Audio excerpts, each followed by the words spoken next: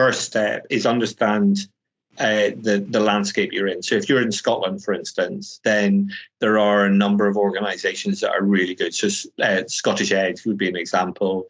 There are a number of sort of grant or sort of your soft loan opportunities as well, and potentially equity as well. To really understand your landscape, that'll be different whether you're in Cornwall or whether you're in Scotland. So just understand that. I think it's really important that we create new sets of role models. I think it's really important there's all sorts of entrepreneurship. I think also emphasising that entrepreneurship isn't just about starting a tech business in your jeans and your t-shirt. There's some sensational social entrepreneurs out there. And in Scotland, we've got in particular, I think, a number of fabulous examples of that. One of the most powerful things that you can have as, I would argue, anyone, whether it's you want to be entrepreneurial or otherwise, is curiosity. So be really curious. Try and work out why things work the way they do. Try and read in and be not too singular. If you're into tech, for instance, do not just stick to tech. Read beyond that. Read go on. So the first part is do things that are within your control, which is about curiosity.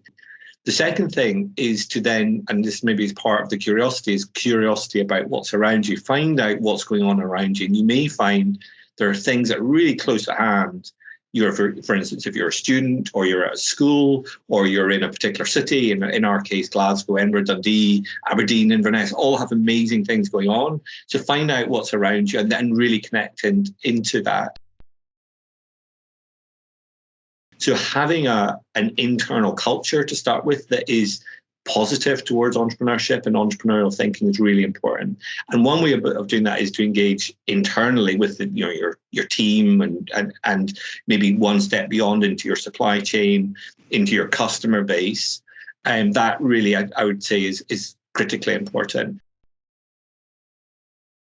If I was picking just one, then it's that link to that point about keeping your curiosity really lit. And one way to do that is to recognize how you learn. And because ultimately your ability to progress, to be a better leader, to be a better person, I would argue, but even if to be a better, a particular area, is you've got to keep learning. So this is not a journey of starting and just trading off what you learned 10 years ago. You've got to keep learning. There's a number of, I suppose, seminal works, sort of core works that I would say everybody should read. So Lean Startup it establishes that very clear sort of cycle-based approach of experimentation, learning, and reflecting and adapting. There's it's finding the right authors, but people like Bill Allett from MIT has got a fabulous book, The 24 Steps of Entrepreneurship.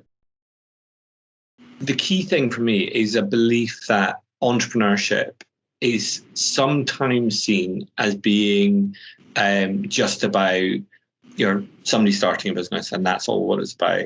I believe that entrepreneurship is about so much more than that. It's actually a way of being. It's a mindset, and it applies across all the different sectors. It applies across charities, across social enterprises.